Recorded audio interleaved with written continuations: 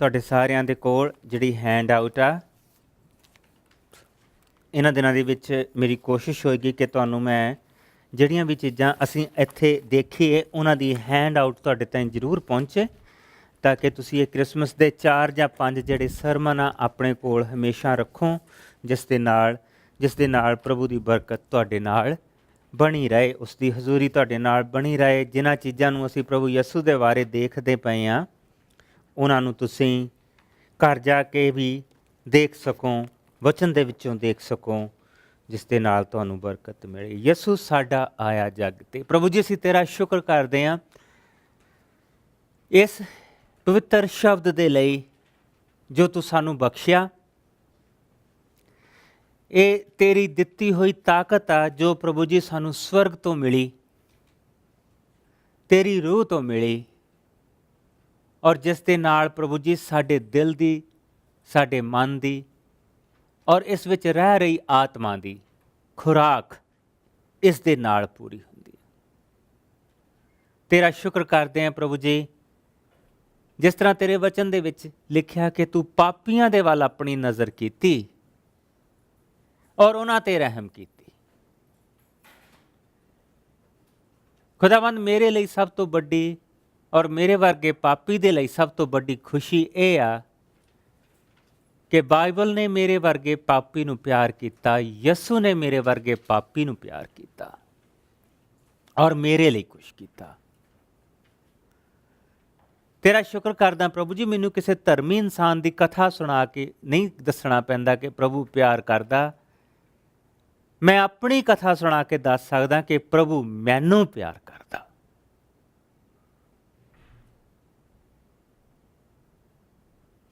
ਇਸ ਦੇ ਇਹਨਾਂ ਚੀਜ਼ਾਂ ਦੇ ਲਈ ਅਸੀਂ ਤੇਰੇ ਯਿਸੂ ਨਾਮ ਨੂੰ ਧੰਨ ਕਹਿੰਦੇ ਹਾਂ। ਵੱਡਾ ਦਿਨ ਆ ਰਿਹਾ ਪ੍ਰਭੂ ਜੀ, ਜੋ ਅਸੀਂ ਹਰ ਸਾਲ ਮਨਾਉਂਦੇ ਹਾਂ, ਪਰ ਅਸੀਂ ਇਸ ਨੂੰ ਕਿਉਂ ਮਨਾਉਂਦੇ ਹਾਂ? ਤੇਰੇ ਸ਼ਬਦ ਦੇ ਵਿੱਚ ਅਸੀਂ ਇਹਨਾਂ ਸਾਰੀਆਂ ਚੀਜ਼ਾਂ ਨੂੰ ਦੇਖਾਂਗੇ। ਬਹੁਤ ਸਾਰੀਆਂ ਚੀਜ਼ਾਂ ਰਹਿ ਜਾਣਗੀਆਂ, ਪਰ ਪ੍ਰਭੂ ਜੀ ਤੂੰ ਆਪਣੇ ਬੱਚਿਆਂ ਨੂੰ ਇਸ ਤੋਂ ਵੀ ਕਿਤੇ ਜ਼ਿਆਦਾ ਦੇ, ਤਾਂ ਕਿ ਤੇਰੀ ਬਰਕਤ ਤੇਰੇ ਬੱਚਿਆਂ ਤੇ ਬਣੀ ਰਹੇ। ਪ੍ਰਭੂ ਯਿਸੂ ਮਸੀਹ ਦੇ ਮਿੱਠੇ ਔਰ ਪਿਆਰੇ ਨਾਮ ਦੇ ਵਿੱਚ ਸਭ ਕੁਝ ਮੰਗਦੇ ਹਾਂ। ਇਸ ਵੇਲੇ ਸਾਨੂੰ ਕੰਨ ਦੇਈਂ, ਤੇਰੇ ਵਚਨ ਨੂੰ ਸੁਣ ਸਕੀਏ, ਅੱਖਾਂ ਦੇਈਂ ਕਿ ਤੇਰੇ ਵਚਨ ਨੂੰ ਦੇਖ ਸਕੀਏ, ਉਸ ਦੀਆਂ ਗਹਿਰਾਈਆਂ ਨੂੰ ਦੇਖ ਸਕੀਏ, ਔਰ ਦਿਲ ਦੇਈਂ ਜਿਸ ਦੇ ਉੱਤੇ ਤੇਰੇ ਵਚਨਾਂ ਨੂੰ ਲਿਖ ਸਕੀਏ ਔਰ ਘਰਾਂ ਨੂੰ ਲੈ ਕੇ ਜਾ ਸਕੀਏ। ਬੋਝ, ਬੁਰਾਈ ਔਰ ਪ੍ਰਭੂ ਜੀ ਜੋ ਸਾਡੇ ਅੰਦਰ ਬੁਰਾ ਪਾਣਾ, ਉਸ ਨੂੰ ਅਸੀਂ ਇੱਥੇ ਛੱਡ ਕੇ ਜਾਈਏ ਔਰ ਤੇਰੇ ਘਰ ਤੋਂ ਨਵਾਂਪਨ, ਨਵੀਂ ਜ਼ਿੰਦਗੀ, ਨਵੀਂ ਉਮੀਦ ਲੈ ਕੇ ਜਾਈਏ। ਯਿਸੂ ਦੇ ਨਾਮ ਦੇ ਵਿੱਚ ਆਮੀਨ। ਪ੍ਰਭੂ ਦੇ ਵਚਨ ਨੂੰ ਜਿਸ ਵੇਲੇ ਅਸੀਂ ਖੋਲ੍ਹਦੇ ਹਾਂ, ਅਸੀਂ ਇਹਨਾਂ ਦਿਨਾਂ ਦੇ ਵਿੱਚ ਨਵੰਬਰ ਆ ਗਈ ਔਰ ਇਹ ਜਿਹੜੇ 2 ਮਹੀਨੇ ਆ, ਇਹ ਅਸੀਂ ਹਰ ਪਾਸੇ ਦੇਖਦੇ ਹਾਂ ਕ੍ਰਿਸਮਸ ਨੂੰ ਮਨਾਉਣ ਦੀਆਂ ਤਿਆਰੀਆਂ ਜਾਂ ਹੋ ਚੁੱਕੀਆਂ ਜਾਂ ਕੀਤੀਆਂ ਜਾ ਰਹੀਆਂ। ਮਾਂ ਬਾਪ ਆਲਰੇਡੀ ਸੋਚ ਰਹੇ ਆ ਕਿ ਅਸੀਂ ਬੱਚਿਆਂ ਨੂੰ ਕੀ ਦੇਣਾ, ਲੇਕਿਨ ਇਹ ਸਾਰਾ ਕ੍ਰਿਸਮਸ ਦਾ ਜੋ ਮਸਲਾ ਉਹ ਕਮਰਸ਼ਲਾਈਜ਼ ਬਣ ਗਿਆ, ਉਸ ਨੂੰ ਇੱਕ ਤਰ੍ਹਾਂ ਦਾ ਬਿਜ਼ਨਸ ਬਣਾ ਲਿਆ ਗਿਆ। ਪਰ ਅਸੀਂ ਜੋ ਇੱਥੇ ਵਿਸ਼ਵਾਸੀ ਬੈਠੇ ਹਾਂ, ਅਸੀਂ ਇਸ ਦਿਹਾੜੇ ਨੂੰ ਕਿਉਂ ਮਨਾਉਂਦੇ ਹਾਂ? ਕਿਉਂ ਮਨਾਉਂਦੇ ਹਾਂ? ਇਸ ਦਿਨ ਨੂੰ ਕਿਉਂ ਅਸੀਂ ਬਰਕਤ ਦਿੰਦੇ ਹਾਂ? ਕਿਉਂ ਅਸੀਂ ਕਹਿੰਦੇ ਹਾਂ ਕਿ ਇਹ ਪਵਿੱਤਰ ਦਿਨ ਆ? ਇਸ ਦੇ ਅਸੀਂ ਕਈ ਪਾਸਿਆਂ ਤੋਂ, ਕਈ ਐਂਗਲਸ ਤੋਂ ਅਸੀਂ ਇਸ ਚੀਜ਼ ਨੂੰ ਦੇਖਾਂਗੇ। ਪਰ ਅੱਜ ਜਿਹੜੀ ਅਸੀਂ ਚੀਜ਼ ਇਹ ਦੇਖਾਂਗੇ ਕਿ ਕਿਸ ਤਰ੍ਹਾਂ ਧਰਮ ਗ੍ਰੰਥਾਂ ਦੀਆਂ ਲਿਖਤਾਂ ਪੂਰੀਆਂ ਹੋਈਆਂ, ਕਿਸ ਤਰ੍ਹਾਂ ਸ਼ਬਦ ਦੇਹਧਾਰੀ ਹੋਇਆ, ਕਿਸ ਤਰ੍ਹਾਂ ਬਣਾਉਣ ਵਾਲਾ ਬਣ ਕੇ ਇਸ ਧਰਤੀ ਤੇ ਆਇਆ। The creator became creation। ਜਿਸਨੇ ਕਹਿ ਕੇ ਸਾਰਾ ਕੁਝ ਰਚਿਆ, ਉਹ ਆਪ ਇਸ ਧਰਤੀ ਦੇ ਉੱਤੇ ਆਇਆ। ਆਓ ਮੇਰੇ ਨਾਲ ਵਚਨ ਦੀਆਂ ਦੋ ਹਿੱਸੇ ਅਸੀਂ ਪੜਾਂਗੇ ਜੋ ਪ੍ਰਭੂ ਯਿਸੂ ਮਸੀਹ ਨੇ ਆਪ ਆਪਣੇ ਮੂੰਹ ਦੇ ਰਾਹੀਂ ਕਹੇ, ਔਰ ਇਹ ਹਿੱਸਿਆਂ ਨੂੰ ਵੱਲ ਅਸੀਂ ਧਿਆਨ ਦੇਵਾਂਗੇ। ਜਿਸ ਵੇਲੇ ਅਸੀਂ ਯਹੂਨਾ ਨਬੀ ਦਾ 6ਵਾਂ ਭਾਵ ਦੇਖਦੇ ਹਾਂ ਤਾਂ ਉਸ ਦੀ 44 ਆਇਤ ਤੋਂ ਪ੍ਰਭੂ ਯਿਸੂ ਮਸੀਹ ਇਹ ਦੱਸਦੇ ਪਏ ਕਿ ਕੋਈ ਮੇਰੇ ਕੋਲ ਨਹੀਂ ਆ ਸਕਦਾ ਜਦੋਂ ਤੱਕ ਕਿ ਪਿਤਾ ਜਿਸ ਨੇ ਮੈਨੂੰ ਘੱਲਿਆ ਹੈ ਉਸ ਨੂੰ ਮੇਰੇ ਵੱਲ ਆਉਣ ਦੇ ਲਈ ਪ੍ਰੇਰਿਤ ਨਾ ਕਰੇ। ਤੁਸੀਂ ਐਕਸੀਡੈਂਟ ਨਹੀਂ ਇੱਥੇ ਬੈਠੇ ਹੋ, ਜਾਂ ਅੱਜ ਜਿਹੜੇ ਲੋਕ ਪ੍ਰਭੂ ਦੇ ਘਰ ਦੇ ਵਿੱਚ ਬੈਠੇ ਹੋ ਸਵੇਰ ਦੇ 10 ਵਜੇ ਤੋਂ, ਕਈਆਂ ਨੇ ਸਵੇਰੇ 9 ਵਜੇ ਦੀ ਸਰਵਿਸ ਅਟੈਂਡ ਕਰ ਲਈ ਆ, ਉਹ ਘਰਾਂ ਨੂੰ ਚਲੇ ਗਏ ਆ। ਇਹ ਐਕਸੀਡੈਂਟ ਨਹੀਂ।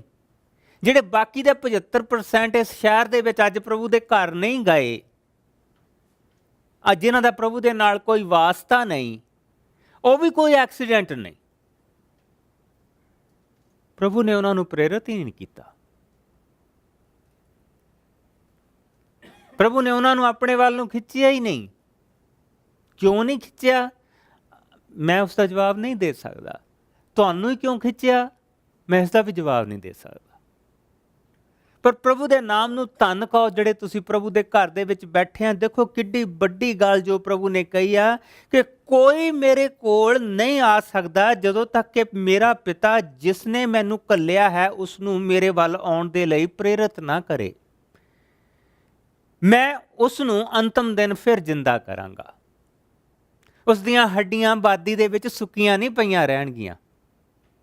ਉਸ ਦੀਆਂ ਹੱਡੀਆਂ ਕਬਰਾਂ ਦੇ ਵਿੱਚ ਸੁੱਕੀਆਂ ਨਹੀਂ ਪਈਆਂ ਰਹਿਣਗੀਆਂ। ਜੇ ਉਸ ਨੂੰ ਸਾੜ ਕੇ ਦਰਿਆ ਦੇ ਵਿੱਚ ਵੀ ਸੁੱਟ ਦਿੱਤਾ ਜਾਏਗਾ ਤਾਂ ਉਸ ਦੀ ਰਾਖ ਉੱਥੇ ਨਹੀਂ ਪਈ ਰਹੇਗੀ। ਉਸ ਨੂੰ ਮੈਂ ਅੰਤਮ ਦਿਨ ਫਿਰ ਜਿੰਦਾ ਕਰਾਂਗਾ। ਨਬੀਆਂ ਦੀਆਂ ਪੁਸਤਕਾਂ ਦੇ ਵਿੱਚ ਲਿਖਿਆ ਹੈ ਪਰਮੇਸ਼ਰ ਉਹਨਾਂ ਸਾਰਿਆਂ ਨੂੰ ਸਿਖਾਏਗਾ, ਉਹ ਸਾਰੇ ਜੋ ਪਿਤਾ ਦੀ ਸੁਣ ਕੇ ਉਸ ਕੋਲੋਂ ਸਿੱਖਦੇ ਹਨ ਉਹ ਮੇਰੇ ਕੋਲ ਆਉਂਦੇ ਹਨ। ਧਰਮ ਗ੍ਰੰਥਾਂ ਦੀ ਗੱਲ ਹੋ ਰਹੀ ਆ। 3 ਤਰ੍ਹਾਂ ਦੇ ਗ੍ਰੰਥ ਗਿਣੇ ਜਾਂਦੇ ਆ। ਧਰਮ ਗ੍ਰੰਥ ਹੁੰਦੇ ਆ, ਕਰਮ ਗ੍ਰੰਥ ਹੁੰਦੇ ਆ, ਤਰਕ ਗ੍ਰੰਥ ਹੁੰਦੇ ਆ। ਧਰਮ ਗ੍ਰੰਥ ਉਹ ਆ ਜਿਹੜੇ ਪਰਮੇਸ਼ਵਰ ਦੀ ਉਸਤਤ ਕਰਦੇ ਆ, ਜੋ ਸਾਡੇ ਧਿਆਨ ਨੂੰ ਪਰਮੇਸ਼ਵਰ ਦੇ ਵੱਲ ਲੈ ਕੇ ਜਾਂਦੇ ਆ, ਉਸ ਅਨਾਦਿ ਪਰਮੇਸ਼ਵਰ ਦੇ ਵੱਲ ਨੂੰ ਲੈ ਕੇ ਜਾਂਦੇ ਆ, ਔਰ ਉਸ ਦੀਆਂ ਦਿੱਤੀਆਂ ਹੋਈਆਂ ਵਿਧੀਆਂ ਸਾਨੂੰ ਦਿੰਦੇ ਆ। ਤਰਕ ਗ੍ਰੰਥ ਜੋ ਸਾਨੂੰ ਦਿੱਤੇ ਜਾਂਦੇ ਆ ਉਹ ਇਨਸਾਨ ਹਮੇਸ਼ਾ ਆਪਣੇ ਆਪ ਨੂੰ ਇਨਸਾਨ ਤੋਂ ਉੱਚਾ ਕਰਨ ਦੇ ਲਈ ਉਹ ਸਾਨੂੰ ਦਿੰਦਾ। ਅਸੀਂ ਉਹਨਾਂ ਦੇ ਦੋਹੇ, ਉਹਨਾਂ ਦੀਆਂ ਚੌਪਾਈਆਂ ਪੜ੍ਹ ਕੇ ਉਹਨਾਂ ਨੂੰ ਧੰਨ ਕਹਿੰਦੇ ਆ। ਇਸ ਬੰਦੇ ਵਰਗਾ ਕੋਈ ਲਿਖ ਨਹੀਂ ਸਕਦਾ। ਇਸ ਬੰਦੇ ਨੇ ਦਿਲ ਦੀ ਗੱਲ ਲਿਖ ਦਿੱਤੀ।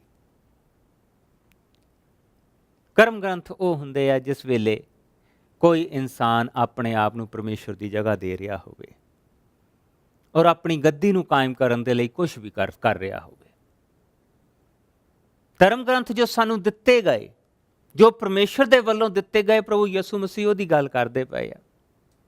ਪ੍ਰਭੂ ਕਹਿ ਰਹੇ ਆ ਕਿ ਪਰਮੇਸ਼ਵਰ ਉਹਨਾਂ ਸਾਰਿਆਂ ਨੂੰ ਸਿਖਾਏਗਾ ਅਤੇ ਉਹ ਸਾਰੇ ਜੋ ਪਿਤਾ ਦੀ ਸੁਣ ਕੇ ਉਸ ਕੋਲੋਂ ਸਿੱਖਦੇ ਹਨ ਉਹ ਮੇਰੇ ਕੋਲ ਆਉਂਦੇ ਹਨ। ਪ੍ਰਭੂ ਦਾ ਸ਼ੁਕਰ ਹੈ ਸਾਰਿਆਂ ਦੇ ਸਿਖਾਉਣ ਵਾਲਿਆਂ ਦੇ ਲਈ। ਲੇਕਿਨ ਇੱਕ ਥੋੜ੍ਹਾ ਜਿਹਾ ਸਮਾਂ ਆਪਣੀ ਜ਼ਿੰਦਗੀ ਦਾ ਐਸਾ ਜ਼ਰੂਰ ਰੱਖਿਆ ਕਰੋ ਜਿਸ ਵੇਲੇ there is no one else there, ਹੋਰ ਕੋਈ ਉੱਥੇ ਨਹੀਂ।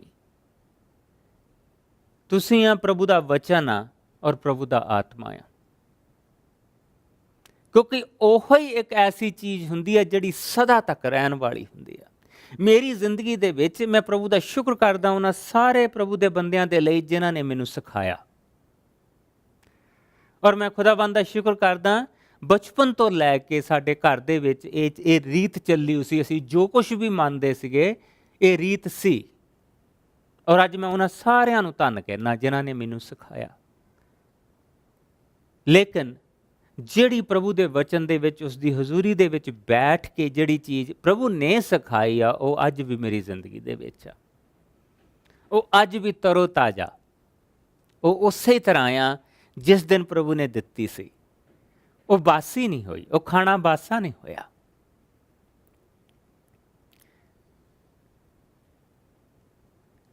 पंतालीवीं आयत ਨਬੀਆਂ ਦੀਆਂ ਪੁਸਤਕਾਂ ਵਿੱਚ ਵੀ ਲਿਖਿਆ ਹੈ, ਪਰਮੇਸ਼ਵਰ ਉਹਨਾਂ ਸਾਰਿਆਂ ਨੂੰ ਸਿਖਾਏਗਾ, ਉਹ ਸਾਰੇ ਜੋ ਪਿਤਾ ਦੀ ਸੁਣ ਕੇ ਉਸ ਕੋਲੋਂ ਸਿੱਖਦੇ ਹਨ ਉਹ ਮੇਰੇ ਕੋਲ ਆਉਂਦੇ ਹਨ।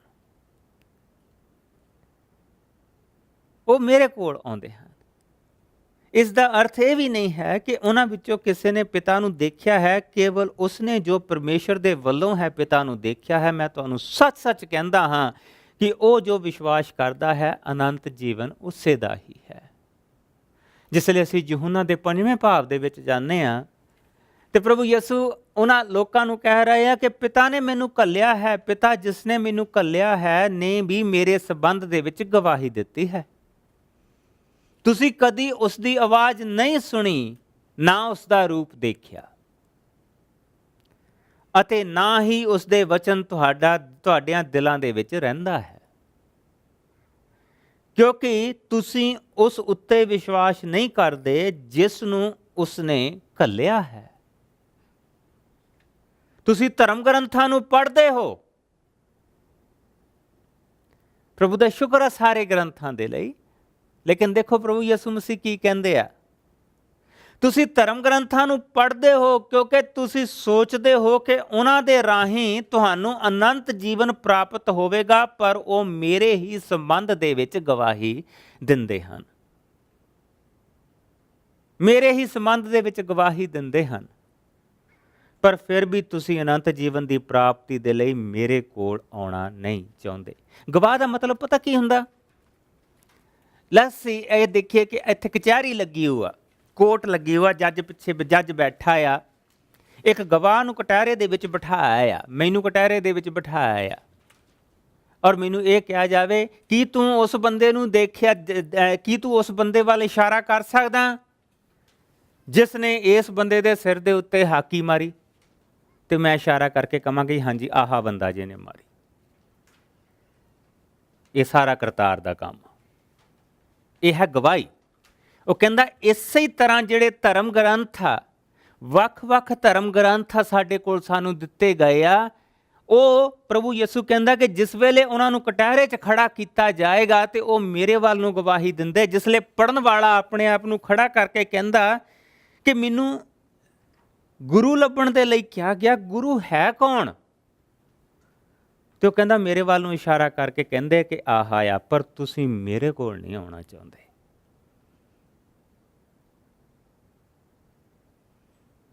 ਧਰਮ ਗ੍ਰੰਥ ਦੀ ਕਦਰ ਵੀ ਕਰਦੇ ਆ, ਧਰਮ ਗ੍ਰੰਥ ਨੂੰ ਮੱਥਾ ਵੀ ਟੇਕਦੇ ਆ, ਉਹ ਮੇਰੇ ਵੱਲ ਨੂੰ ਇਸ਼ਾਰਾ ਕਰਦਾ ਤਾਂ ਤੁਸੀਂ ਫਿਰ ਵੀ ਮੁਕਤੀ ਪ੍ਰਾਪਤ ਕਰਨ ਦੇ ਲਈ ਮੇਰੇ ਕੋਲ ਨਹੀਂ ਆਉਣਾ ਚਾਹੁੰਦੇ। ਅੱਜ ਦਾ ਜੋ ਹਿੱਸਾ ਅਸੀਂ ਧਰਮ ਗ੍ਰੰਥਾਂ ਨੂੰ ਵੱਖ-ਵੱਖ ਗੱਲਾਂ ਆਉਣ ਵਾਲਿਆਂ ਦਿਨਾਂ ਦੇ ਵਿੱਚ ਦੇਖਾਂਗੇ, ਅੱਜ ਦਾ ਜਿਹੜਾ ਹਿੱਸਾ ਜਿਸ ਦੇ ਉੱਤੇ ਆਪਣਾ ਸਾਰੇ ਦਾ ਸਾਰਾ ਧਿਆਨ ਲਾਵਾਂਗੇ, ਉਹ ਇਹ ਆ ਕਿ ਜਿਹੜਾ ਸਾਨੂੰ ਬਣਾਉਣ ਵਾਲਾ ਉਹ ਆਪ ਬਣ ਕੇ ਇਸ ਧਰਤੀ ਤੇ ਆਇਆ ਔਰ ਉਹ ਸਾਡੇ ਵਿੱਚ ਰਿਹਾ, ਔਰ ਉਸ ਦੇ ਲਈ ਅਸੀਂ ਯਹੂਨਾ ਨਬੀ ਦਾ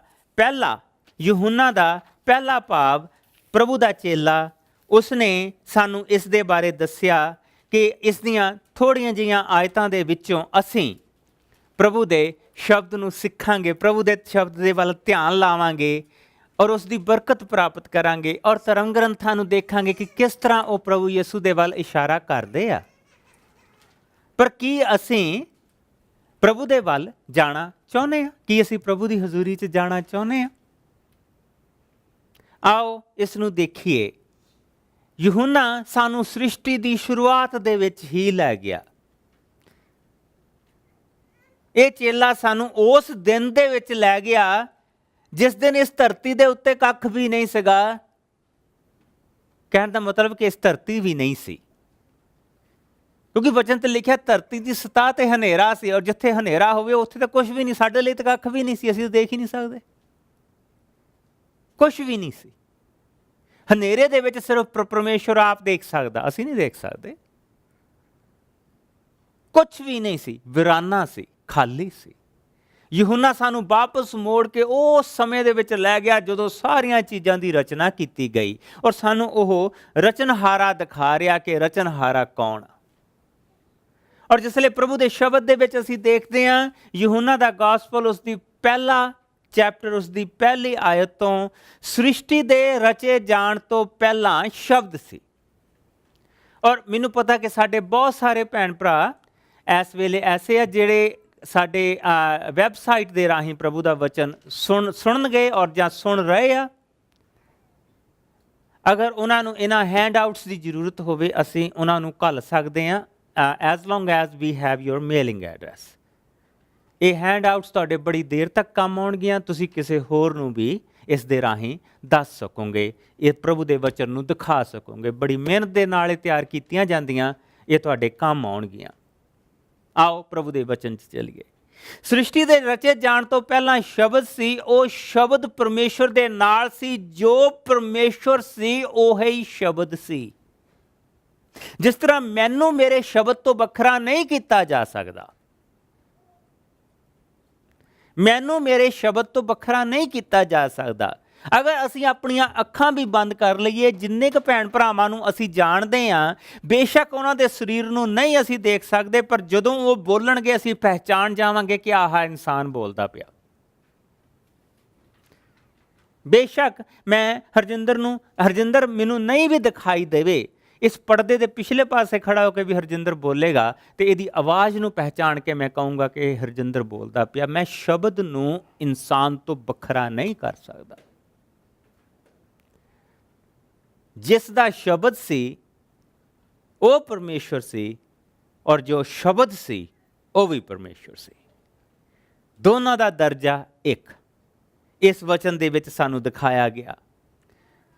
ਔਰ ਉਹ ਸ਼ੁਰੂ ਤੋਂ ਹੀ ਪਰਮੇਸ਼ਵਰ ਦੇ ਨਾਲ ਸੀ। ਸਭ ਚੀਜ਼ਾਂ ਦੀ ਰਚਨਾ ਪਰਮੇਸ਼ਵਰ ਨੇ ਉਸ ਦੇ ਰਾਹੀਂ ਕੀਤੀ। ਸ੍ਰਿਸ਼ਟੀ ਦੀ ਕੋਈ ਵੀ ਚੀਜ਼ ਉਸ ਤੋਂ ਬਿਨਾਂ ਨਾ ਰਚੀ ਗਈ। ਉਸ ਵਿੱਚ ਜੀਵਨ ਸੀ। ਇਹ ਜੀਵਨ ਮਨੁੱਖਤਾ ਦਾ ਚਾਨਣ ਸੀ, ਔਰ ਚਾਨਣ ਹਨੇਰੇ ਦੇ ਵਿੱਚ ਚਮਕ ਰਿਹਾ ਸੀ, ਪਰ ਹਨੇਰੇ ਨੇ ਉਸ ਉੱਤੇ ਕਦੀ ਕਾਬੂ ਨਾ ਪਾਇਆ। ਔਰ ਜਿਸ ਵੇਲੇ ਅਸੀਂ ਦੇਖ ਰਹੇ ਹਾਂ, ਇੱਕ ਐਸੇ ਪੁਰਖ ਨੂੰ ਦੇਖ ਰਹੇ ਹਾਂ, ਇੱਕ ਐਸਾ ਪੁਰਖ ਸਾਨੂੰ ਦਿਖਾਇਆ ਜਾ ਰਿਹਾ ਜਿਹੜਾ ਇੱਕ ਆ, ਔਰ ਜਿਸ ਦੇ ਸ਼ਬਦ ਨੇ ਸਾਰੀ ਰਚਨਾ, ਸਾਰੀ ਇਸ ਕ੍ਰੀਏਸ਼ਨ ਨੂੰ, ਸਾਰਾ ਜੋ ਕੁਝ ਸਾਡੀਆਂ ਅੱਖਾਂ ਦੇਖਦੀਆਂ ਜਾਂ ਸਾਡੀਆਂ ਅੱਖਾਂ ਨਹੀਂ ਦੇਖਦੀਆਂ, ਜੋ ਕੁਝ ਸਾਡੇ ਅਸੀਂ ਹਾਂ ਔਰ ਜੋ ਕੁਝ ਅਸੀਂ ਹੋਵਾਂਗੇ, ਉਹਨਾਂ ਸਾਰੀਆਂ ਚੀਜ਼ਾਂ ਦੀ ਰਚਨਾ ਉਸਨੇ ਆਪਣੇ ਸ਼ਬਦ ਦੇ ਨਾਲ, ਉਸ ਇੱਕ ਪੁਰਖ ਨੇ, ਉਸ ਕਰਤਾ ਪੁਰਖ ਨੇ ਕੀਤੀ। ਜੋ ਕੁਝ ਸ਼ਬਦ ਸੀ ਉਹ ਆਪ ਸੀ, ਔਰ ਉਹ ਹਨੇਰੇ ਦੇ ਉੱਤੇ ਚਮਕ ਰਿਹਾ ਸੀ, ਔਰ ਹਨੇਰੇ ਨੇ ਉਸ ਦੇ ਉੱਤੇ ਕਦੀ ਕਾਬੂ ਨਹੀਂ ਪਾਇਆ। ਹਨੇਰਾ ਉਸ ਦੇ ਉੱਤੇ, ਕਿਉਂਕਿ ਉਹ ਅਕਾਲ ਸੀ, ਉਸ ਦੇ ਉੱਤੇ, ਅਕਾਲ ਦਾ ਮਤਲਬ ਹੁੰਦਾ ਜਿਸ ਦਾ ਨਾ ਕੋਈ ਅੰਤ ਹੋਵੇ, ਨਾ ਜਿਸ ਦੀ ਨਾ ਕੋਈ ਸ਼ੁਰੂਆਤ ਹੋਵੇ, ਨਾ ਕੋਈ ਅੰਤ ਹੋਵੇ। ਉਸ ਦੇ ਉੱਤੇ ਕਦੀ ਕਾਬੂ ਨਹੀਂ ਪਾਇਆ ਉਸਨੇ। ਪਰਮੇਸ਼ਰ ਨੇ ਆਪਣੇ ਇੱਕ ਦੂਤ ਨੂੰ ਘੱਲਿਆ ਜਿਸ ਦਾ ਨਾਂ ਯਹੂਨਾ ਸੀ। ਉਹ ਚਾਨਣ ਦੇ ਬਾਰੇ ਗਵਾਹੀ ਤਾਂ ਦੇਣ ਆਇਆ ਤਾਂ ਜੋ ਸਾਰੇ ਲੋਕੀ ਉਸ ਦੀ ਗਵਾਹੀ ਨੂੰ ਸੁਣ ਕੇ ਵਿਸ਼ਵਾਸ ਕਰਨ। ਉਹ ਆਪ ਤਾਂ ਚਾਨਣ ਨਹੀਂ ਸੀ, ਸਗੋਂ ਚਾਨਣ ਦੇ ਬਾਰੇ ਗਵਾਹੀ ਦੇਣ ਦੇ ਲਈ ਆਇਆ। ਕਿਉਂਕਿ ਜੋ ਵੀ ਸਾਡੇ ਕੋਲ ਨਬੀ, ਫਕੀਰ, ਜਿੰਨੇ ਵੀ ਪ੍ਰਭੂ ਦੇ ਲੋਕ ਆਏ ਆ, ਉਹ ਚਾਨਣ ਨਹੀਂ ਸਕੇ, ਪਰ ਉਹ ਚਾਨਣ ਦੀ ਗਵਾਹੀ ਦੇਣ ਆਏ ਸੀ।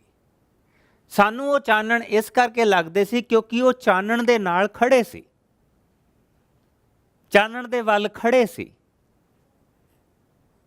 ਔਰ ਉਸ ਚਾਨਣ ਨੇ ਉਹਨਾਂ ਨੂੰ ਦੇ ਉੱਤੇ ਆਪਣਾ ਚਾਨਣ ਪਾਇਆ ਸੀ, ਲੇਕਿਨ ਉਹ ਆਪ ਚਾਨਣ ਨਹੀਂ ਸਕੇ। ਇਸ ਕਰਕੇ ਯਹੂਨਾ, ਜਿਸ ਨੂੰ ਸਾਰੇ ਨਬੀਆਂ ਦਾ, ਸਾਰੇ ਫਕੀਰਾਂ ਦਾ ਸਰਦਾਰ ਪ੍ਰਭੂ ਯਿਸੂ ਮਸੀਹ ਨੇ ਆਪ ਕਿਹਾ ਕਿ ਔਰਤਾਂ ਤੋਂ ਪੈਦਾ ਹੋਣ ਵਾਲਿਆਂ ਦੇ ਵਿੱਚੋਂ ਇਸ ਤੋਂ ਵੱਡਾ ਹੋਰ ਕੋਈ ਨਹੀਂ, ਇਸ ਤੋਂ ਵੱਡਾ ਹੋਰ ਕੋਈ ਨਹੀਂ। ਇਸ ਇਨਸਾਨ ਦੇ ਲਈ ਇਹ ਕਿਹਾ ਗਿਆ, ਉਹ ਕਹਿੰਦਾ ਕਿ ਉਹ ਆਪ ਤਾਂ ਚਾਨਣ ਨਹੀਂ ਸੀ, ਪਰ ਚਾਨਣ ਦੀ ਗਵਾਹੀ ਦੇਣ ਆਇਆ ਸੀ। ਜਿਸ ਵੇਲੇ ਅਸੀਂ 40ਵਾਂ ਅੱਜ ਯਸਾਇਆ ਨਬੀ ਦੇ ਹਿੱਸੇ ਪੜ੍ਹੇ ਤਾਂ ਉੱਥੇ ਸਾਨੂੰ ਦੱਸਿਆ ਗਿਆ ਇਸ ਦੇ ਬਾਰੇ ਕਿ ਉਹ ਗਵਾਹੀ ਦੇਣ ਦੇ ਲਈ ਆਇਆ ਸੀ, ਔਰ ਉਸ ਦੇ ਬਾਰੇ ਅਸੀਂ ਅੱਗੇ ਜਾ ਕੇ ਦੇਖਾਂਗੇ। ਸੱਚਾ ਚਾਨਣ ਜੋ ਹਰ ਮਨੁੱਖ ਨੂੰ ਪ੍ਰਕਾਸ਼ਿਤ ਕਰਦਾ ਹੈ, ਸੰਸਾਰ ਦੇ ਵਿੱਚ ਆ ਰਿਹਾ ਸੀ। ਉਹ ਸੰਸਾਰ ਦੇ ਵਿੱਚ ਸੀ, ਪਰਮੇਸ਼ਵਰ ਨੇ ਸਾਰਾ ਸੰਸਾਰ ਉਸ ਦੇ ਦੁਆਰਾ ਰਚਿਆ, ਪਰ ਫਿਰ ਵੀ ਸੰਸਾਰ ਨੇ ਉਸ ਨੂੰ ਨਾ ਜਾਣਿਆ। ਉਹ ਆਪਣੇ ਘਰ ਆਇਆ, ਪਰ ਉਸਦੇ ਆਪਣੇ ਲੋਕਾਂ ਨੇ ਹੀ ਉਸ ਨੂੰ ਸਵੀਕਾਰ ਨਾ ਕੀਤਾ ਅਤੇ ਉਸ ਦੇ ਉੱਤੇ ਵਿਸ਼ਵਾਸ ਨਾ ਕੀਤਾ। ਸੱਚਾ ਚਾਨਣ ਜੋ ਸਾਰੇ ਜਗਤ ਨੂੰ ਪ੍ਰਕਾਸ਼ਿਤ ਕਰਦਾ ਇਸ ਧਰਤੀ ਦੇ ਉੱਤੇ ਆਇਆ। ਇਸ ਕਰਕੇ ਅਸੀਂ ਕ੍ਰਿਸਮਸ ਮਨਾਉਂਦੇ ਹਾਂ। ਇਸ ਧਰਤੀ ਦੇ ਉੱਤੇ ਆਇਆ ਔਰ ਉਸ ਨੇ ਇਸ ਧਰਤੀ ਨੇ ਤੁੱਛ ਕਰਕੇ ਵੀ ਨਾ ਜਾਣਿਆ। ਬਣਾਈਆਂ ਚੀਜ਼ਾਂ ਨੇ ਉਸ ਨੂੰ, ਆਪਣੇ ਬਣਾਉਣ ਵਾਲੇ ਨੂੰ ਨਹੀਂ ਪਹਿਚਾਣਿਆ। ਉਹ ਆਪਣੇ ਘਰ ਆਇਆ, ਜਿਹੜੇ ਲੋਕਾਂ ਦਾ ਉਸਨੇ ਚੁਣਾਵ ਕੀਤਾ ਸੀਗਾ। ਯਹੂਦਾ ਦੇ ਪਰਿਵਾਰ ਦਾ ਉਸਨੇ ਚੁਣਾਵ ਕੀਤਾ ਸੀ ਕਿ ਮੈਂ ਇਸ ਪਰਿਵਾਰ ਦੇ ਵਿੱਚ ਆਊਂਗਾ। ਇਸ ਪਰਿਵਾਰ ਨੂੰ ਚੁਣਿਆ ਸੀ ਉਸਨੇ। ਇਹ ਨਹੀਂ ਕਿ ਉਹ ਬਹੁਤ ਵੱਡੇ ਬਣ ਗਏ ਉਹਦੇ ਨਾਲ, ਨਹੀਂ, ਉਹ ਸਾਡੇ ਵਰਗੇ ਪਾਪੀ ਆ, ਬਲਕਿ ਸਾਡੇ ਤੋਂ ਵੀ ਨਿਖਿੱਧ ਪਾਪੀ ਆ। ਉਹਨਾਂ ਨੇ ਵੀ ਉਸ ਨੂੰ ਨਹੀਂ ਪਹਿਚਾਣਿਆ। ਲੇਕਿਨ ਵਚਨ ਦੇ ਵਿੱਚ ਅੱਗੇ ਜਾ ਕੇ ਲਿਖਿਆ ਕਿ ਪਰ ਜਿਨ੍ਹਾਂ ਨੇ ਉਸ ਨੂੰ ਸਵੀਕਾਰ ਕੀਤਾ ਅਤੇ ਉਸ ਉੱਤੇ ਵਿਸ਼ਵਾਸ ਕੀਤਾ, ਉਹਨਾਂ ਨੂੰ ਉਸਨੇ ਪਰਮੇਸ਼ਵਰ ਦੀ ਸੰਤਾਨ ਹੋਣ ਦਾ ਅਧਿਕਾਰ ਦਿੱਤਾ। ਉਹਨਾਂ ਦਾ ਜਨਮ ਨਾ ਲਹੂ ਤੋਂ, ਨਾ ਸਰੀਰਕ ਇੱਛਾ ਤੋਂ, ਨਾ ਹੀ ਆਦਮੀ ਦੀ ਇੱਛਾ ਤੋਂ ਹੋਇਆ, ਸਗੋਂ ਉਹ ਪਰਮੇਸ਼ਵਰ ਦੀ ਆਪਣੀ ਇੱਛਾ ਦੇ ਨਾਲ ਉਸ ਦੀ ਸੰਤਾਨ ਬਣੇ। ਲੈਟ ਮੀ ਫਿਨਿਸ਼ ਦਿਸ ਥਾਟ। ਅਸੀਂ ਮੁੜ ਕੇ ਇਹਦੇ ਵਿੱਚ ਆਉਂਦੇ ਹਾਂ। ਸ਼ਬਦ ਮਨੁੱਖ ਬਣਿਆ ਔਰ ਸਾਡੇ ਵਿੱਚ ਰਿਹਾ। ਅਸੀਂ ਉਸ ਦਾ ਪ੍ਰਤਾਪ ਦੇਖਿਆ, ਜਿਹੜਾ ਕਿਰਪਾ ਔਰ ਸੱਚਾਈ ਦੇ ਨਾਲ ਸੰਪੂਰਨ ਸੀ।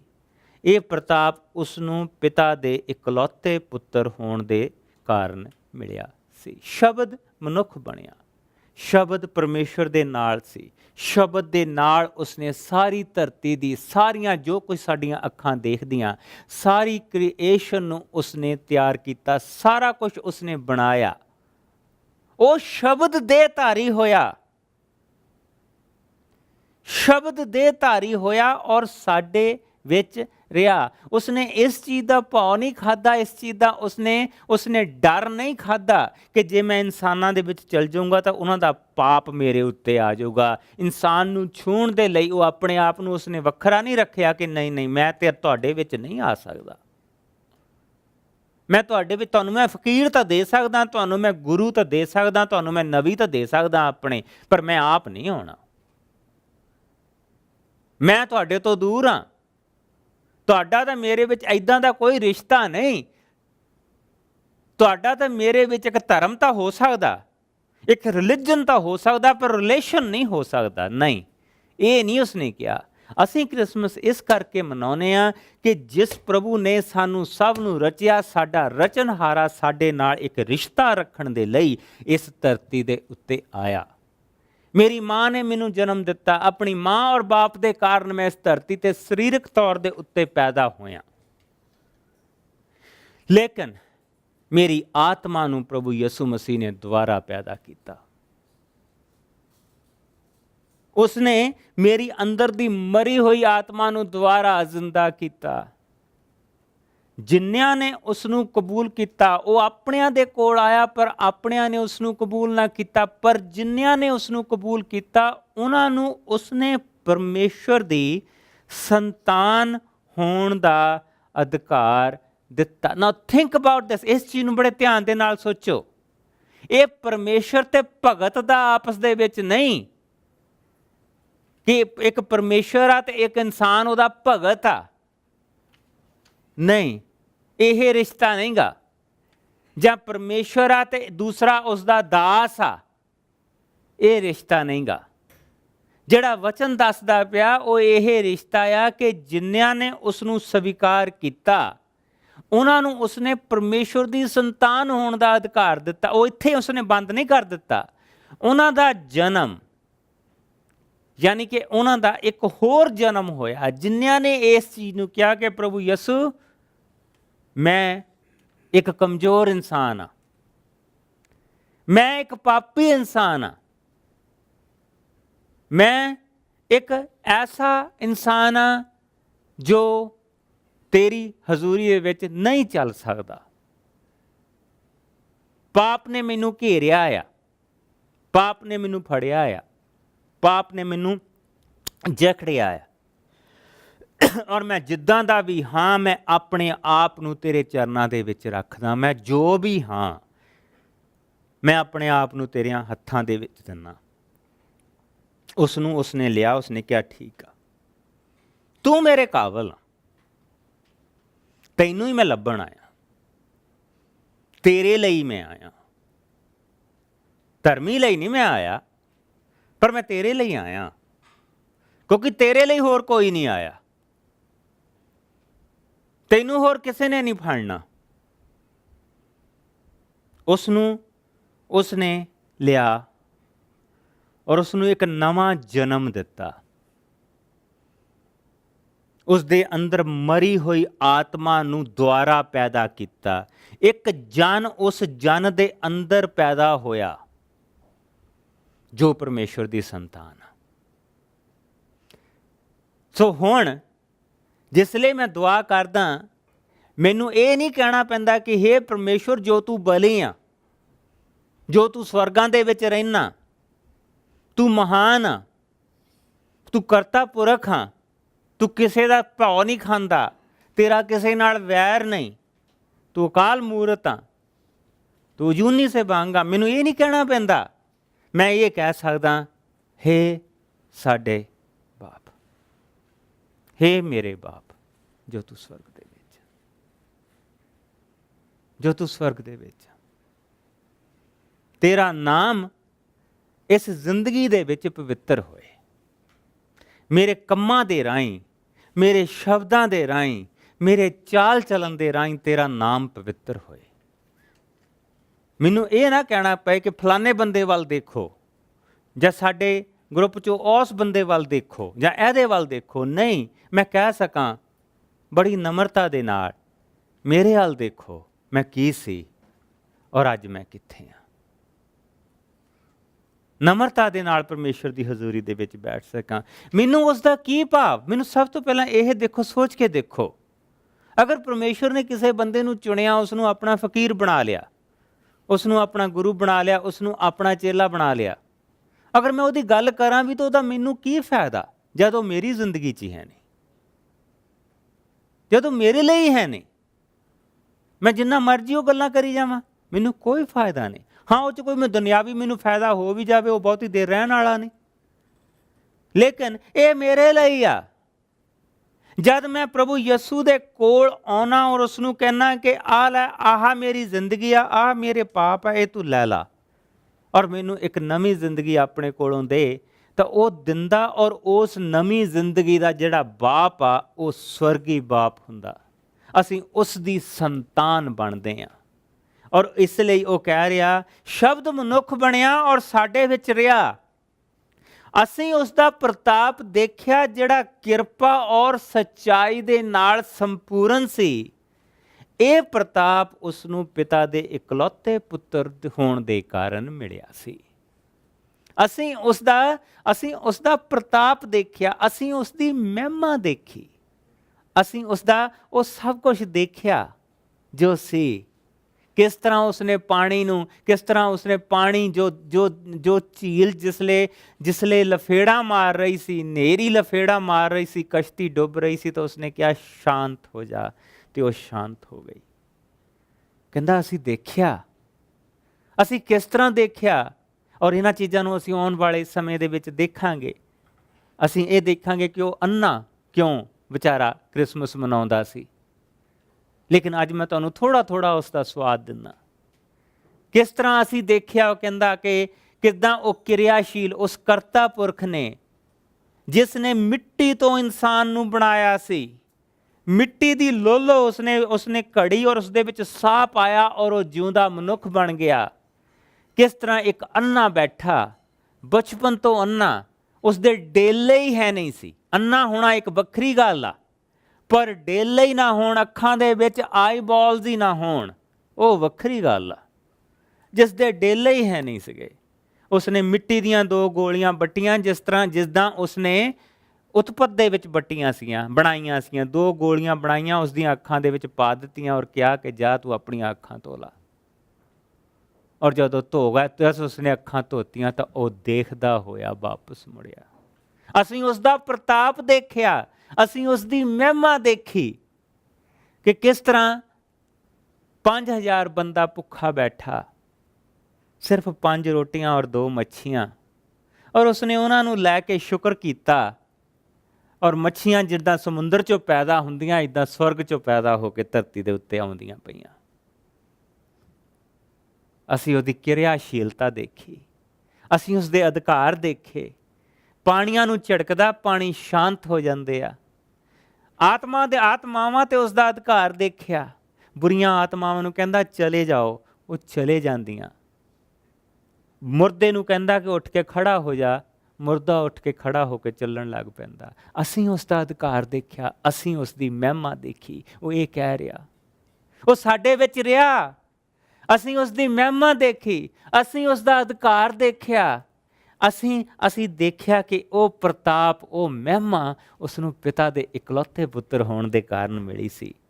ਉਸ ਬਾਰੇ ਯਹੂਨਾ ਨੇ ਇਸ ਤਰ੍ਹਾਂ ਗਵਾਹੀ ਦਿੱਤੀ। ਯਹੂਨਾ ਨੇ ਉੱਚੀ ਦਾਣੀ ਪੁਕਾਰ ਕੇ ਕਿਹਾ, ਇਹ ਉਹੀ ਹੈ ਜਿਸ ਦੇ ਬਾਰੇ ਮੈਂ ਕਿਹਾ ਸੀ ਕਿ ਮੇਰੇ ਪਿੱਛੇ ਆਉਣ ਵਾਲਾ ਮੇਰੇ ਤੋਂ ਮਹਾਨ ਹੈ, ਕਿਉਂਕਿ ਉਹ ਮੇਰੇ ਜਨਮ ਤੋਂ ਪਹਿਲਾਂ ਵਿਦਮਾਨ ਸੀ।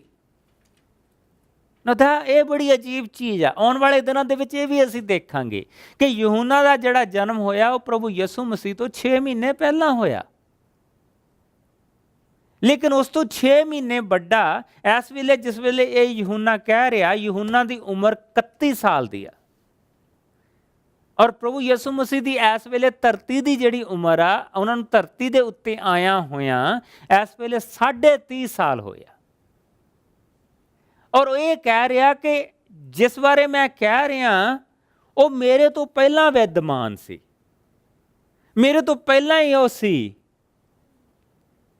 ਉਸ ਦਾ ਅਕਾਲ ਪੁਰਖ ਹੋਣਾ, ਕਿ ਉਹ ਅਕਾਲ ਪੁਰਖ ਆ ਜਿਸ ਦੀ ਮੈਂ ਗੱਲ ਕਰਦਾ ਪਿਆ। ਇਹ ਅਕਾਲ ਪੁਰਖ ਆ ਜਿਹੜਾ ਤੁਹਾਡੇ ਗੱਬੇ ਖੜਾ ਆ,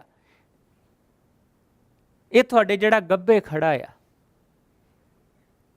ਇਹ ਮੈਂ ਉਸ ਦੀ ਗੱਲ ਕਰਦਾ ਪਿਆ।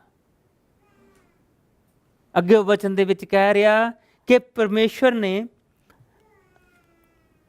ਮੇਰੇ ਤੋਂ ਪਹਿਲਾਂ ਵਿਦਮਾਨ ਸੀ, ਅਸੀਂ ਸਾਰਿਆਂ ਨੇ ਉਸ ਦੀ ਸੰਪੂਰਨਤਾ ਦੇ ਵਿੱਚੋਂ ਕਿਰਪਾ ਦੇ ਉੱਤੇ ਕਿਰਪਾ ਪ੍ਰਾਪਤ ਕੀਤੀ। ਕਿਰਪਾ ਤੋਂ ਬਾਅਦ ਕਿਰਪਾ ਪ੍ਰਾਪਤ ਕੀਤੀ ਕਿ ਉਸਨੇ ਸਿਰਫ ਉਹੀ ਜਿਹੜੇ ਆਪਣੀ ਧਾਰਮਿਕਤਾ ਦੇ ਵਿੱਚ ਸੜਿਓ ਸੀ,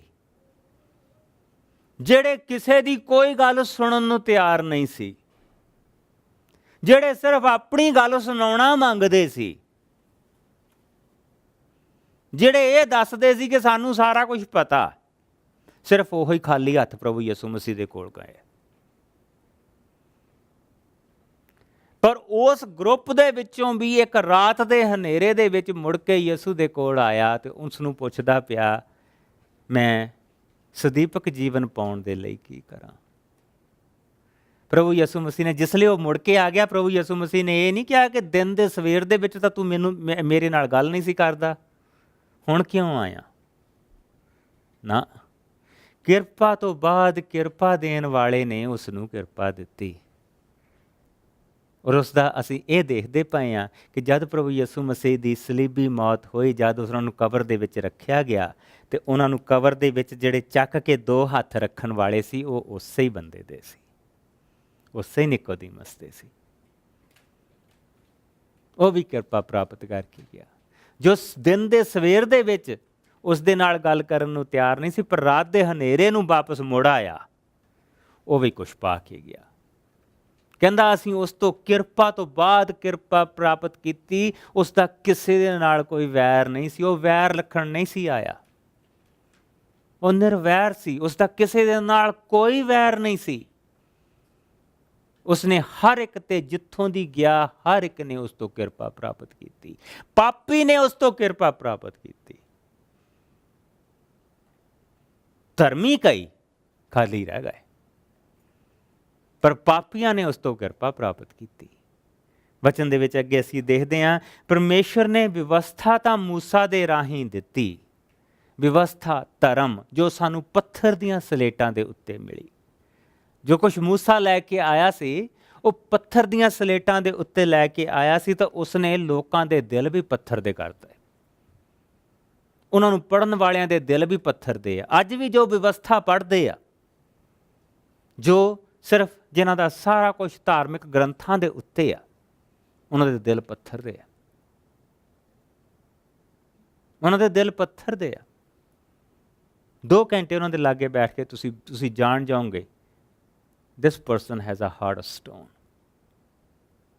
ਉਹ ਪੱਥਰ ਤੇ ਦਿੱਤੀ ਗਈ ਵਿਵਸਥਾ ਆ। ਪਰ ਪ੍ਰਭੂ ਦਾ ਅੱਜ ਅਸੀਂ ਸ਼ੁਕਰਗੁਜ਼ਾਰੀ ਦੇ ਵਿੱਚ ਦੇਖਿਆ ਸੀਗਾ, ਇੱਕ ਦਿਨ ਆ ਰਿਹਾ, ਹਿਜ਼ਕੀਏਲ ਨੂੰ ਉਹ ਕਹਿ ਰਿਹਾ, ਇੱਕ ਦਿਨ ਆ ਰਿਹਾ ਜਦ ਮੈਂ ਇਹਨਾਂ ਦੇ ਪੱਥਰ ਵਰਗੇ ਦਿਲ ਕੱਢ ਕੇ ਇਹਨਾਂ ਨੂੰ ਮਾਸ ਦੇ ਦਿਲ ਇਹਨਾਂ ਦੇ ਅੰਦਰ ਪਾਵਾਂਗਾ, ਔਰ ਫਿਰ ਮੇਰੀਆਂ ਦਿੱਤੀਆਂ ਹੋਈਆਂ ਵਿਧੀਆਂ ਇਹਨਾਂ ਦੇ ਅੰਦਰ ਰਹਿਣਗੀਆਂ, ਔਰ ਇਹ ਮੇਰੀਆਂ ਵਿਧੀਆਂ ਦੀ ਪਾਲਣਾ ਕਰਨਗੇ। ਇਸ ਕੰਮ ਦੇ ਲਈ ਯਿਸੂ ਆਇਆ। ਉਹ ਕਹਿ ਰਿਹਾ ਕਿ ਅਸੀਂ ਕਿਰਪਾ ਅਤੇ ਸੱਚਾਈ ਯਿਸੂ ਮਸੀਹ ਦੇ ਦੁਆਰਾ ਆਏ। ਪਰਮੇਸ਼ਰ ਨੂੰ ਕਦੀ ਕਿਸੇ ਨੇ ਨਹੀਂ ਦੇਖਿਆ, ਕੇਵਲ ਪਰਮੇਸ਼ਵਰ ਦੇ ਇਕਲੌਤੇ ਨੇ ਜੋ ਪਿਤਾ ਦੇ ਨਾਲ ਹੈ ਉਸ ਨੂੰ ਪ੍ਰਗਟ ਕੀਤਾ। ਉਸ ਨੂੰ ਪ੍ਰਗਟ ਕੀਤਾ, ਉਸ ਨੂੰ ਦਿਖਾਇਆ ਕਿ ਉਹ ਕੌਣ ਆ, ਪਰਮੇਸ਼ਵਰ ਹੈ ਕਿੱਦਾਂ ਦਾ। ਜਿਸ ਨੇ ਮੈਨੂੰ ਦੇਖਿਆ ਉਸਨੇ ਬਾਪ ਨੂੰ ਦੇਖਿਆ।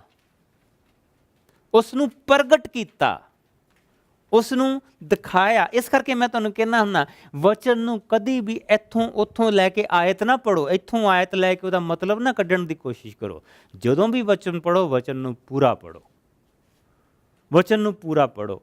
ਔਰ ਦੇਖੋ ਜਿੱਦਾਂ ਜਿੱਦਾਂ ਅਸੀਂ ਇਸ ਵਚਨ ਨੂੰ ਪੜ੍ਹਦੇ ਜਾਂਦੇ ਹਾਂ, ਕਿਸ ਤਰ੍ਹਾਂ ਇਹ ਸਾਡੇ ਉੱਤੇ ਇਹ ਸਾਬਤ ਹੁੰਦਾ ਜਾਂਦਾ ਪਿਆ, ਵਚਨ ਦਿਖਾਉਂਦਾ ਜਾ ਰਿਹਾ ਕਿ ਕਿਸ ਤਰ੍ਹਾਂ ਸਾਨੂੰ ਸਾਡਾ ਕਰਤਾ ਪੁਰਖ ਸਾਡੇ ਵਿੱਚ ਕਰਤਾ ਬਣ ਕੇ, ਉਹ ਕਰਤਾ ਪੁਰਖ ਕ੍ਰੀਏਸ਼ਨ ਬਣ ਕੇ ਸਾਡੇ ਵਿੱਚ ਆਇਆ। ਉਹ ਖੁਦ ਕੁਦਰਤ ਬਣ ਕੇ ਸਾਡੇ ਵਿੱਚ ਆਇਆ। ਜਿੱਦਾਂ ਅਸੀਂ ਪਰਮੇਸ਼ਵਰ ਦੀ ਕੁਦਰਤ ਆ, ਪਰ ਕਰਤਾ ਪੁਰਖ ਉਹ ਆ, ਉਹ ਕਰਤਾ ਪੁਰਖ ਵੀ ਕੁਦਰਤ ਬਣ ਕੇ ਸਾਡੇ ਵਿੱਚ ਆਇਆ ਔਰ ਸਾਡੇ ਵਿੱਚ ਰਿਹਾ। ਇਸ ਕਰਕੇ ਅਸੀਂ ਕ੍ਰਿਸਮਸ ਮਨਾਉਂਦੇ ਹਾਂ। ਇਸ ਕਰਕੇ ਨਹੀਂ ਅਸੀਂ ਕ੍ਰਿਸਮਸ ਮਨਾਉਂਦੇ ਕਿ ਸਾਨੂੰ ਇੱਕ ਨਵਾਂ ਧਰਮ ਦਿੱਤਾ ਗਿਆ। ਅਖੀਰ 'ਚ ਸਾਨੂੰ ਇੱਕ ਕਰਮ ਦਿੱਤਾ ਗਿਆ। ਧਰਮ ਤਾਂ ਸਾਡੇ ਕੋਲ ਰੱਖ ਹੀ ਨਹੀਂ ਹੋਇਆ। ਧਰਮ ਤਾਂ ਕੋਈ ਵੀ ਨਹੀਂ ਰੱਖ ਸਕਿਆ। ਧਰਮ ਦਾ ਪ੍ਰਚਾਰ ਕਰਨ ਵਾਲੇ ਵੀ ਧਰਮ ਨਹੀਂ ਰੱਖਦੇ ਪਏ। ਜੋ ਕੁਛ ਚੰਗਾ ਕਰਮ ਆ ਉਹ ਪਰਮੇਸ਼ਵਰ ਨੇ ਸਾਨੂੰ ਯਿਸੂ ਦੇ ਰਾਹੀਂ ਦਿੱਤਾ, ਕਿ ਅੱਜ ਅਸੀਂ ਯਿਸੂ ਦੇ ਵਿੱਚ ਖੜੇ ਹੋ ਕੇ ਦੇਖਦੇ ਹਾਂ। ਆਉਣ ਵਾਲੇ ਦਿਨਾਂ ਨੂੰ ਇਹਨਾਂ ਨੂੰ ਹੋਰ ਖੋਲ ਕੇ ਇਹਨਾਂ ਚੀਜ਼ਾਂ ਨੂੰ ਦੇਖਾਂਗੇ। ਯਹੂਨਾ ਦੀ ਗਵਾਹੀ ਇਹ ਹੈ, ਜਦੋਂ ਯਰੂਸ਼ਲਮ ਦੇ ਯਹੂਦੀਆਂ ਨੇ, ਪੁਰੋਹਿਤਾਂ ਨੇ ਅਤੇ ਮੰਦਰ ਦੇ ਸੇਵਾਦਾਰਾਂ ਨੇ ਘੱਲਿਆ ਕਿ ਉਹ ਯਹੂਨਾ ਤੋਂ ਪੁੱਛਣ ਕਿ ਤੁਸੀਂ ਕੌਣ ਹੋ, ਯਹੂਨਾ ਨੇ ਖੁੱਲ੍ਹੇ ਸ਼ਬਦਾਂ ਦੇ ਵਿੱਚ ਇਹ ਮੰਨਦੇ ਹੋਏ ਸਾਫ਼-ਸਾਫ਼ ਉੱਤਰ ਦਿੱਤਾ, ਮੈਂ ਮਸੀਹ ਨਹੀਂ ਹਾਂ। ਉਹਨਾਂ ਪੁੱਛਿਆ ਫਿਰ ਤੁਸੀਂ ਕੌਣ ਹੋ? ਕੀ ਤੁਸੀਂ ਏਲੀਆ ਨਬੀ ਹੋ? ਉਸਨੇ ਉੱਤਰ ਦਿੱਤਾ ਨਹੀਂ। ਕੀ ਤੁਸੀਂ ਆਉਣ ਵਾਲੇ ਨਬੀ ਹੋ? ਉਸਨੇ ਉੱਤਰ ਦਿੱਤਾ ਨਹੀਂ। ਇਸ ਉੱਤੇ ਉਹ ਬੋਲੇ, ਫਿਰ ਤੁਸੀਂ ਕੌਣ ਹੋ? ਸਾਨੂੰ ਦੱਸੋ, ਜਾਂ ਅਸੀਂ ਆਪਣੇ ਘੱਲਣ ਵਾਲਿਆਂ ਨੂੰ ਕੁਝ ਉੱਤਰ ਦੇ ਸਕੀਏ। ਤੁਸੀਂ ਆਪਣੇ ਬਾਰੇ ਕੀ ਕਹਿੰਦੇ ਹੋ? ਯਹੂਨਾ ਨੇ ਉੱਤਰ ਦਿੱਤਾ, ਜਿਸ ਤਰ੍ਹਾਂ ਯਸਾਇਆ ਨਬੀ ਦੀ ਪੁਸਤਕ ਦੇ ਵਿੱਚ ਲਿਖਿਆ ਹੈ ਕਿ ਮੈਂ ਸੁਨਸਾਨ ਥਾਂ ਦੇ ਵਿੱਚ ਪੁਕਾਰਨ ਵਾਲੇ ਦੀ ਆਵਾਜ਼ ਹਾਂ ਕਿ ਪ੍ਰਭੂ ਦੇ ਲਈ ਰਾਹ ਸਿੱਧਾ ਕਰੋ। ਪ੍ਰਭੂ ਦੇ ਲਈ ਰਾਹ ਸਿੱਧਾ ਕਰੋ। ਕਿਹੜਾ ਰਾਹ ਸਿੱਧਾ ਕਰੀਏ? ਆਪਣੇ ਦਿਲ ਦਾ ਰਾਹ ਸਿੱਧਾ ਕਰੀਏ। ਅਸੀਂ ਆਪਣੇ ਦਿਲ ਦੇ ਵਿੱਚ ਬਹੁਤ ਸਾਰੀਆਂ ਚੀਜ਼ਾਂ ਬਿਠਾ ਕੇ ਬੈਠੇ ਹਾਂ। ਅਸੀਂ ਆਪਣੇ ਦਿਲ ਦੇ ਵਿੱਚ ਬਹੁਤ ਸਾਰੀਆਂ ਧਰਮ ਗ੍ਰੰਥਾਂ ਨੂੰ ਹੀ ਰੁਕਾਵਟਾਂ ਬਣਾ ਕੇ ਬੈਠੇ ਹਾਂ, ਠੋਕਰਾਂ ਬਣਾ ਕੇ ਬੈਠੇ ਹਾਂ। ਉਹ ਠੋਕਰ ਲੱਗਣ ਵਾਲਾ ਪੱਥਰ ਬਣ ਕੇ ਸਾਡੇ ਪੈਰਾਂ ਦੇ ਵਿੱਚ ਬੈਠ ਗਏ ਆ। ਅਸੀਂ ਕਿ ਇਸ ਤੋਂ ਉਹਨਾਂ ਦੀ ਉਂਗਲ ਵੱਲ ਨੂੰ ਦੇਖੀਏ ਕਿ ਕਿਹਦੇ ਵੱਲ ਨੂੰ ਉਹ ਇਸ਼ਾਰਾ ਕਰਦੇ ਪਏ ਆ। ਔਰ ਇਸ ਦੇ ਵਿੱਚ ਮੈਂ ਧਰਮ ਗ੍ਰੰਥ ਦੀਆਂ ਤੁਹਾਨੂੰ ਐਗਜ਼ਾਮਪਲਾਂ ਦਿੱਤੀਆਂ ਕਿ ਉਹ ਕਿਹਦੇ ਵੱਲ ਨੂੰ ਇਸ਼ਾਰਾ ਕਰਦਾ ਪਿਆ। ਉਹ ਯਿਸੂ ਵੱਲ ਨੂੰ ਇਸ਼ਾਰਾ ਕਰਦੇ ਪਏ ਆ। ਅਸੀਂ ਉਸ ਇਸ਼ਾਰੇ ਨੂੰ ਨਹੀਂ ਦੇਖਦੇ ਪਏ, ਲੇਕਿਨ ਉਹਨਾਂ ਤੋਂ ਠੋਕਰ ਖਾ ਕੇ ਡਿੱਗਦੇ ਪਏ ਆ। ਉਹ ਰਸਤਿਆਂ ਨੂੰ ਸਾਫ਼ ਕਰੀਏ ਔਰ ਦੇਖੀਏ ਕਿ ਜਿਸ ਧਰਮ ਗ੍ਰੰਥ ਨੂੰ ਮੈਂ ਪੜ੍ਹਦਾ ਪਿਆ ਉਸ ਦਾ ਇਸ਼ਾਰਾ ਕੀ ਆ, ਉਹ ਮੈਨੂੰ ਕਿਹਦੇ ਵੱਲ ਨੂੰ ਘੱਲਦਾ ਪਿਆ। ਉਹ ਕੌਣ ਆ? ਉਹ ਕੌਣ ਆ? ਉਹ ਕੌਣ ਆ ਜਿਸ ਨੇ ਇਹ ਸਾਰੀ ਚੀਜ਼ਾਂ ਦੀ ਰਚਨਾ ਕੀਤੀ ਆ? ਕੌਣ ਆ ਜਿਹੜਾ ਇਹਨਾਂ ਸਾਰਿਆਂ ਦਾ ਕਰਤਾ ਆ ਜਿਨ੍ਹਾਂ ਦੇ ਵਿੱਚ ਅਸੀਂ ਬੈਠੇ ਆ? ਕੌਣ ਆ ਜਿਸ ਨੂੰ ਕਿਸੇ ਦਾ ਕੋਈ ਖੌਫ ਨਹੀਂ? ਕੌਣ ਆ ਜੋ ਕਿਸੇ ਨੂੰ ਕੋਈ ਡਰਾਉਂਦਾ ਨਹੀਂ? ਉਹ ਕੌਣ ਆ?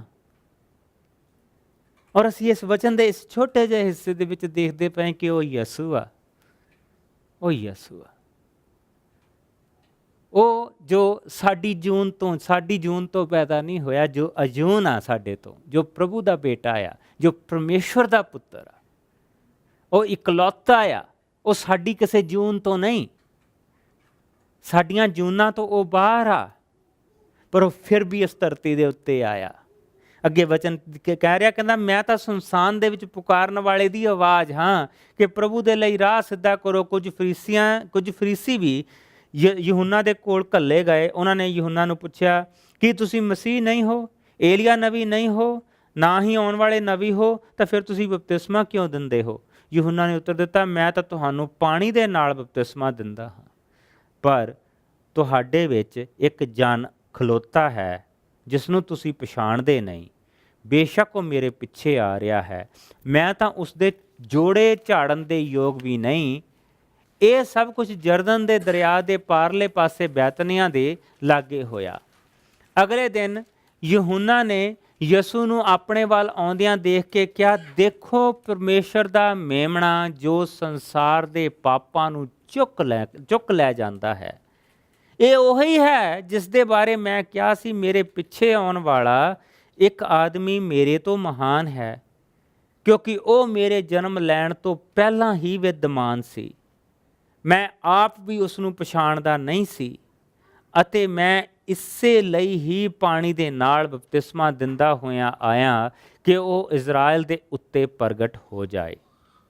ਯਹੂਨਾ ਦੀ ਇਹ ਗਵਾਹੀ ਦਿੱਤੀ, ਮੈਂ ਪਵਿੱਤਰ ਆਤਮਾ ਨੂੰ ਸਵਰਗ ਤੋਂ ਕਬੂਤਰ ਦੇ ਵਾਂਗ ਉਤਰਦੇ ਦੇਖਿਆ ਕਿ ਉਹ ਯਿਸੂ ਦੇ ਉੱਤੇ ਠਹਿਰ ਗਿਆ। ਮੈਂ ਉਸ ਨੂੰ ਨਹੀਂ ਪਛਾਣਦਾ ਸੀ, ਪਰ ਪਰਮੇਸ਼ਵਰ ਜਿਸ ਨੇ ਮੈਨੂੰ ਪਾਣੀ ਦੇ ਨਾਲ ਬਪਤਿਸਮਾ ਦੇਣ ਦੇ ਲਈ ਘੱਲਿਆ ਨੇ ਕਿਹਾ ਕਿ ਤੂੰ ਪਵਿੱਤਰ ਆਤਮਾ ਨੂੰ ਉਤਰ ਦੇ ਅਤੇ ਇੱਕ ਆਦਮੀ ਦੇ ਉੱਤੇ ਠਹਿਰਦਾ ਦੇਖੇਂਗਾ। ਉਹੀ ਹੈ ਜੋ ਪਵਿੱਤਰ ਆਤਮਾ ਦੇ ਨਾਲ ਬਪਤਿਸਮਾ ਦੇਣ ਵਾਲਾ ਹੈ। ਇਹ ਮੈਂ ਆਪਣੀਆਂ ਅੱਖਾਂ ਦੇ ਨਾਲ ਦੇਖਿਆ ਹੈ ਅਤੇ ਮੇਰੀ ਇਹ ਗਵਾਹੀ ਹੈ ਕਿ ਉਹ ਹੀ ਪਰਮੇਸ਼ਵਰ ਦਾ ਪੁੱਤਰ ਹੈ। ਕਿਸ ਤਰ੍ਹਾਂ ਆਏਗਾ ਉਹ? ਯਹੂਨਾ ਜਿਸ ਦੀ ਸਾਰੀ ਉਮਰ ਦਾ ਇੱਕੋ ਹੀ ਪਰਪਸ ਸੀ। Can you believe that? ਕਿ ਇੱਕ ਇਨਸਾਨ ਦੀ ਸਾਰੀ ਜ਼ਿੰਦਗੀ ਦਾ ਪਰਪਸ ਸਿਰਫ ਇੱਕ ਹੋਵੇ, ਕਿ ਉਸਨੇ ਸਿਰਫ ਇਹੋ ਹੀ ਦੱਸਣਾ, ਉਸ ਬੰਦੇ ਦੀ ਪਹਿਚਾਣ ਦੱਸਣੀ ਆ ਜਿਹੜਾ ਪ੍ਰਭੂ ਨੇ ਸਵਰਗ ਤੋਂ ਘੱਲਿਆ। ਵਿਚਾਰੇ ਦੇ ਪੈਰ ਵੀ ਪਾਣੀ 'ਚ ਖੜੇ ਦੇ ਗਲ ਗਏ ਹੋਣਗੇ ਲੋਕਾਂ ਨੂੰ ਬਪਤਿਸਮਾ ਦਿੰਦੇ ਦੇ, ਕਿ ਉਸ ਦੀ